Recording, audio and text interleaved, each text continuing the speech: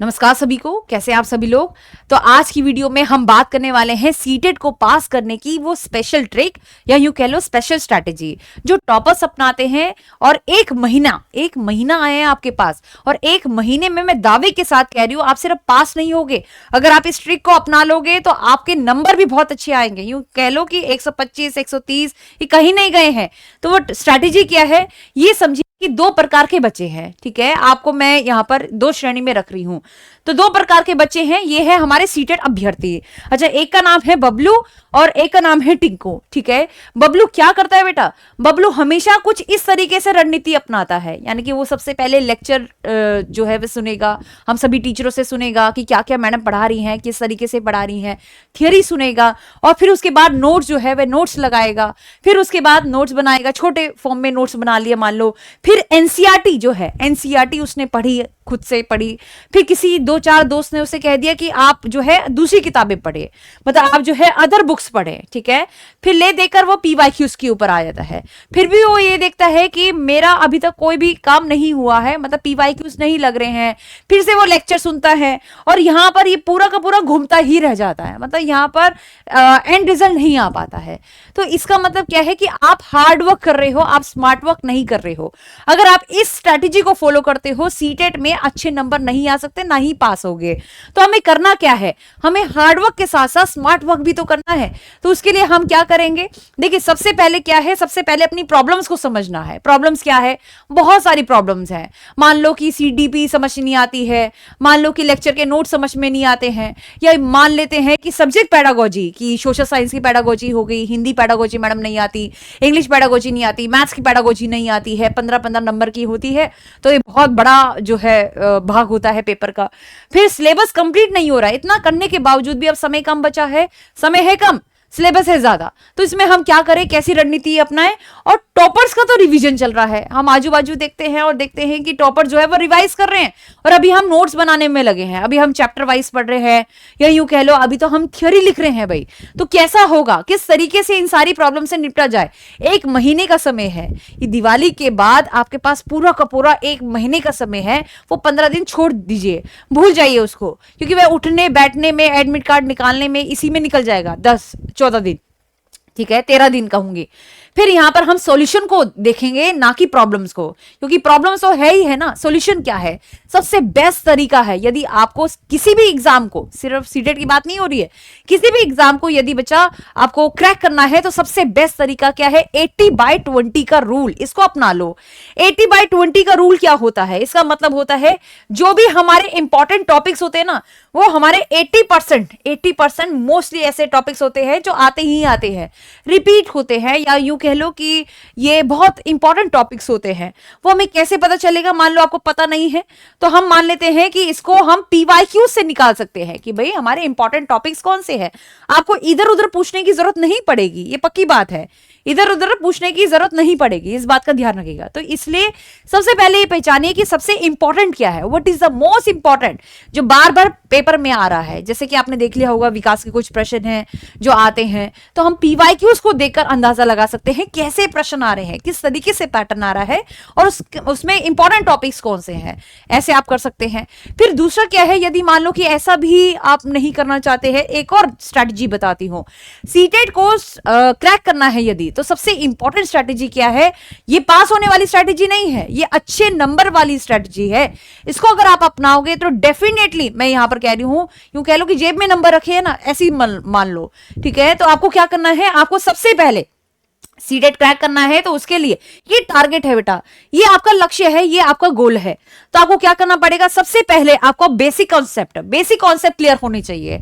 अब basic concept का मतलब क्या है, सीधा हम प्रश्न पर नहीं जा सकते।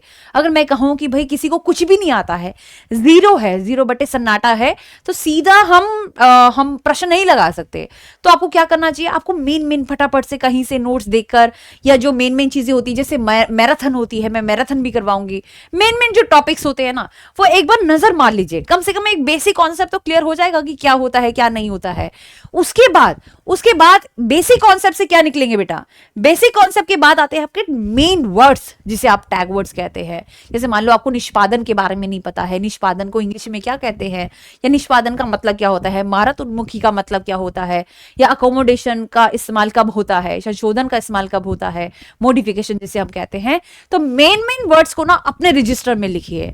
समझ में आई? तो पहले बेसिक कॉन्सेप्ट आपके क्लियर है, छोटा मोटा आपने पढ़ लिया अच्छे से थ्योरी, ठीक है।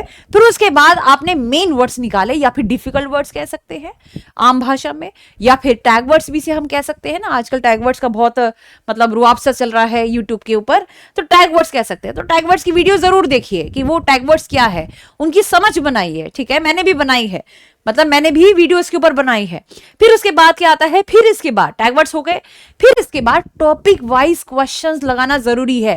ये उन बच्चों के लिए है जिनको याद ही नहीं रहता, मतलब अभी पढ़ा अभी भूल जाएंगे, अभी पढ़ा अभी भूल जाएंगे, तो उसके लिए टॉपिक वाइज क्वेश्चन लगाना बहुत जरूरी है। तो टॉपिक वाइज क्वेश्चन लगाए, जैसे मान लो बाल विकास है, बाल विकास के ऊपर भाई 100 प्रश्न है, बाल विकास के ऊपर भाई 50 प्रश्न है, 60 प्रश्न है, उसको लगाएं। 30 प्रश्न है उसको लगाएं, क्योंकि जो भी पढ़ाता है, जैसे मान लो मैं पढ़ाऊंगी तो मैं थोड़ी सी थ्योरी बताऊंगी, और मैं वो इतनी थ्योरी बताऊंगी जो आपके पेपर में आती है। तो ध्यान रखना, टॉपिक वाइज क्वेश्चन बहुत इंपॉर्टेंट है। याद समझ में आ गई, कोई दिक्कत तो नहीं है यहां से, ठीक है। 3 चीजें, पहला क्या है, दूसरा क्या, अगर आप इसी सीक्वेंस में जाओगे 110% आपका सीटेट क्रैक होगा ही होगा, ये मेरी गारंटी है। ये हमने जो भी एग्जाम क्लियर करे ना बेटा, बैठे हुए हैं हम नेट वेट क्लियर करके, ऐसे नहीं किया है।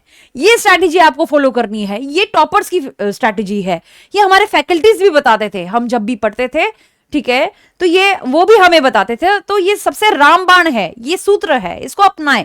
हर कोई अपनाता है और इस लाइन से जाता है ना, कहते हैं ना अच्छे लोगों को कॉपी करना शुरू कर दो, अपने आप ही अच्छाई आ जाएगी, अपने आप ही हम सही डायरेक्शन में चलेंगे। तो ये डायरेक्शन जो है वो बहुत जरूरी है। फिर उसके बाद आता है बेटा क्या, पीवाईक्यूज। पीवाईक्यूज में होता है सारा मिक्स होता है।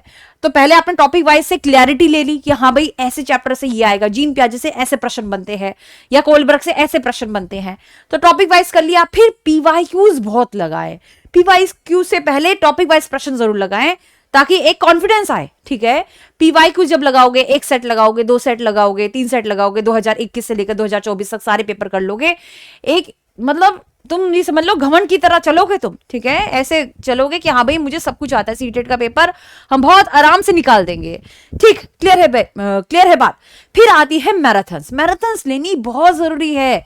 मैराथन्स में 1 प्रश्न नहीं है, 2 प्रश्न नहीं है, मैराथन्स में 500 प्रश्न है, और बहुत जल्दी से होती है मैराथन। मैराथन का मतलब कि स्पीड में, तो जैसे मेरी मूल मंत्र मैराथन है, गागर में सागर मैराथन है, तो मूल मंत्र सीरीज में बेसिकली हमारा जो फोकस रहता है वह थ्योरी पर रहता है। गागर में सागर में सारे के सारे प्रश्न, ठीक है, सारे के सारे प्रश्न मैं लेती हूं।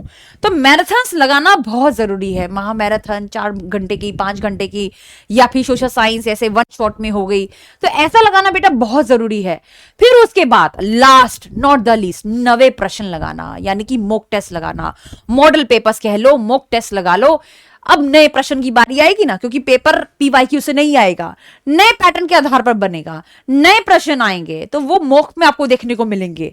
अक्सर मैंने ये भी देखा है कि मॉक के नाम पर लोग जो है वो पीवाईक्यूज डाल देते हैं, वो ऐसा नहीं करना है, वैसा नहीं करना है। देखिए एकदम मतलब शिद्दत से पढ़ाई करो, अपने आप ही रिजल्ट आएगा। मेरा मानना तो यही है, रिजल्ट भागकर आएगा तुम्हारे पास। तो अगर आपने ये सारी स्ट्रैटेजी यूज कर ली, पहला नंबर, दूसरा, तीसरा, चौथा, 5वां, 6ठा, फिर उसके बाद सीटेट क्रैक होगा ही होगा, आपको आपकी मंजिल मिलेगी मिलेगी, कोई नहीं रोक सकता है। और यदि आपको कोई प्रॉब्लम है, मान लेते हैं कि कोई इशू है कि मैम मैराथन कहां से ले, मॉक टेस्ट कहां से ले, या पीवाईक्यूज नहीं समझ में आ रहे, बेटा सारी चीजें कर दी है मैंने, सब कुछ। सीडीपी की अगर हम बात करें तो सभी पीवाईक्यूज है अभी तक के, है ना, उसको देखना। तो अच्छे से देखो, एक एक पीवाईक्यूज लिया है मैंने, एक एक पिछला प्रश्न उठाया है जो बहुत इंपॉर्टेंट है, बहुत इंपॉर्टेंट है। फिर इसके बाद 90 प्रश्न में भी दिक्कत आती है, डिफिकल्ट वर्ड्स में भी, टैग वर्ड्स में भी दिक्कत आती है, ये सारे शब्द समझ में नहीं आते। अचेनाभिमुखी जिसे मास्टर ओरिएंटेड लर्निंग कहते हैं, ठीक है, ये समझ में नहीं आता। निष्पादन परफॉर्मेंस ओरिएंटेड लर्निंग कहते हैं, सहज अनुमान इंट्यूटिव थिंकिंग कहते हैं, नहीं समझ में आता है तो वीडियो देख लो भाई, बहुत राहत मिलेगी तुम्हें, बहुत ज्यादा राहत मिलेगी। तो कठिन शब्द हो गए, या फिर पीवाईक्यूज हो गए, या फिर ऐसे से सारे टॉपिक वाइज जो है वो सारी चीजें कर रखी है, चाहे जीन पियाजे हो जाए, चाहे वाइगॉट्स्की हो जाए, कोलबर्ग गिलिगन, दोनों का मिक्स, जुलाई सीरीज में, अभी वाली सीरीज में। अब मैं कितना टॉपिक दूं बताओ। सारे के सारे जो प्रश्न है वे सारे के सारे लगा दिए, नए वे प्रश्न भी इसमें इंक्लूड है, ठीक है। तो टॉपिक वाइज भी सारी चीजें आपको देखने को मिलेगी। यदि आपने इन सारी चीजों को लगा लिया, 110% रिजल्ट कहीं नहीं गया है, मतलब आपका रिजल्ट आपके पास में होगा। जरूरत क्या है? जरूरत है मेहनत करने की, इस बात का ध्यान रखिएगा। मैं ये मानती हूं कि मान लो एक भी बच्चे को, आप में से बहुत सारे बच्चे ऐसे होंगे जो शुरुआत से शुरू कर रहे हैं या इनिशियल स्टेज से शुरू कर रहे हैं। तो एक बात बच्चा मैं बता दूं आपको कि यहां पर अगर डायरेक्शन नहीं मिलती है ना, तो यहां से शुरू कर लो, यहां से शुरू कर लो। सीडीपी जो है वन शॉट में मैं करवाने वाली हूं। अब वन शॉट में टॉपिक भी बताऊंगी, प्रश्न भी करवाऊंगी। सोचो मेरे पर कितना भार होगा।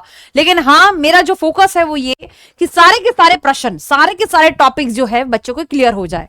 तो संडे स्पेशल जो है संडे को ही रखी है, ताकि आप दिवाली पर आराम से खुशी मनाएं। दिवाली का त्योहार है, उमंगों का त्योहार है, उम्मीदों का त्योहार है। तो इसलिए यह पर्व जो है उत्सुकता से बनाइए। लेकिन हाँ, दिवाली बेटा साल में एक बार आती है, एग्जाम भी बार बार नहीं आते हैं। तो इसलिए एग्जाम पर भी फोकस करिए। मैं ये कहूंगी इस दिवाली क्यों ना एक नई शुरुआत हो जाए। हाँ, क्यों ना नई शुरुआत हो जाए तो बढ़िया हो जाएगा ना। तो इसलिए सारी की सारी चीजें जो है हम एक साथ करने वाले हैं। सीडीपी महामैराथन में लेके आ रही हूं, और जिसको कुछ भी नहीं पता है तो ये मैं आपको कह दूं, 100% मेरी गारंटी है, हर एक चीज पता चल जाएगी। कब होगी ये ध्यान रखिएगा, संडे होगी हमारी क्लास। 3 नवंबर है संडे को, ये जो कमिंग संडे आ रहा है, और 12 बजे शुरू करेंगे। कहां तक खत्म करेंगे मुझे खुद नहीं पता है। जब तक टॉपिक्स खत्म नहीं हो जाएंगे तब तक हम नहीं रुकेंगे। क्लियर है बात? समझ में आ रही है? क्वेश्चन नहीं पता है कैसे हमें जाना है। अब देखो, डायरेक्शन हम दे रहे हैं, पढ़ना तुम्हारा काम है, और हमेशा हम तुम्हारे साथ रहेंगे। ठीक है जी। कोई समस्या आए, कोई दिक्कत आए, आप कमेंट में बेझिझक होकर बता सकते हैं। कोई दिक्कत नहीं आने दूंगी, ये मेरा वादा है। यदि इस स्ट्रैटेजी के साथ चलोगे कोई दिक्कत नहीं आएगी और नंबर अच्छे आएंगे, ये पूरी की पूरी गारंटी लेती हूं मैं।